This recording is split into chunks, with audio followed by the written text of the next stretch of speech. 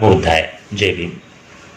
मैं प्राचार्य आज फिर एक बार आपके लिए धम्मपद की एक नई कहानी को लेकर सादर आमंत्रित हूँ। दो मित्र भिक्षुओं की कथा। लेकिन इस कहानी की शुरुआत करूँ इससे पहले आप इस चैनल को लाइक कर सकते हैं, सब्सक्राइब कर सकते और शेयर करना बिल्कुल भी ना भूलें। अप्रमादी आगे बढ़ जाएगा। दो मित्र भिक्षुओं की कथा गाथा। अपमतोपमतेषु सूतेषु बहु जागरो अबलस्सवसिद्धस्सो हित्वा याति सुमेधसो। अर्थात प्रमाद करने वाले व्यक्ति अप्रमादी अज्ञान की नींद में सोते रहने वाले लोग को प्रज्ञावान अति सचेत जागरूक बुद्धिमान व्यक्ति पीछे छोड़कर वैसे ही निकल जाते हैं जैसे शक्तिशाली तेज दौड़ने वाला घोड़ा दुर्बल घोड़े को पीछे छोड़कर आगे निकल जाता है। सुनते हैं दो मित्र भिक्षुओं की कथा। यह धर्म देशना तथागत ने दो भिक्षु मित्रों के संदर्भ में कही थी। एक बार दो भिक्षुओं ने प्रवंचा ली और जंगल में जाकर साथ रहने लगे।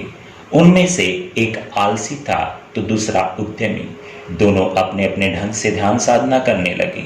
आलसी साधक लकड़ियां इकट्ठा कर उन्हें जला लेता और युवक श्रावणों से गप्पे लड़ाते हुए अपना पहला प्रहर बिता देता। सावधान भिक्षु अपनी साधना में लगा रहता। आलसी भिक्षु को सलाह देता कि वह ऐसा न करे क्योंकि असावधान व्यक्ति का धर्म पालन करना असंभव है। पर वह सावधान भिक्षु की बातों पर ध्यान नहीं देता। अंत में उसने सोचा कि इसे नहीं समझाया जा सकता, अतः वह स्वयं अपनी साधना में लग गया। आलसी साधक दुष्ट प्रवृत्ति का भी था। जब सावधान साधक साधना की समाप्ति पर थोड़ा सोने के लिए उद्यत होता तो आलसी साधक उसके पास आकर रहता, अरे ओ आलसी साधक, साधना करने हेतु वन में आए हो या सोकर व्यर्थ समय गंवाने। बुद्ध के कर्म स्थान पर आने के बाद सावधान होकर साधना करनी चाहिए। सावधान साधक तो वह इस प्रकार कहता पर स्वयं दूसरी ओर जाकर सो जाता था। सावधान साधक थोड़ी देर विश्राम कर पुनः उठ जाता और तत्पर होकर एक बार पुनः ध्यान साधना में लग जाता। इस प्रकार निरंतर अभ्यास करता हुआ सावधान साधक कुछ ही दिनों में अहर्त्व प्राप्त कर गया। दूसरा साधक पूर्ववत प्रमाद में ही समय बिताता रहा। वर्षावास समाप्त हुआ।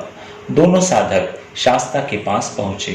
उन्होंने उनका कुशल क्षेम पूछा और फिर पूछा कि उनकी साधना कैसी है। आलसी भिक्षु ने तुरंत प्रत्युत्तर दिया कि इस प्रमादी भिक्षु की बात न करे। इसने तो अपना पूरा समय सुख से लेटकर सोते हुए बिता दिया। तुमने क्या किया? शास्ता ने पूछा। मैं रात्रि के प्रथम प्रहर से ही आग जलाकर उसके पास बैठकर साधना करता रहा। मैंने पहले दिन ही साधना प्रारंभ कर ली थी। शास्ता समझ गए कि वह झूठ बोल रहा है। अतः उन्होंने कहा, अरे तुमने तो जरा सी भी सावधानी नहीं बरती, असावधान होकर साधना की और उल्टे सावधान उपासक की निंदा कर रहे हो कि उसने अपना समय व्यर्थ असावधानी पूर्वक बिताया। तुम प्रमाद की तुलना अप्रमाद से कर रहे हो। ऐसा कहकर तथागत ने गाथाएं सुनाई। साधु साधु साधु।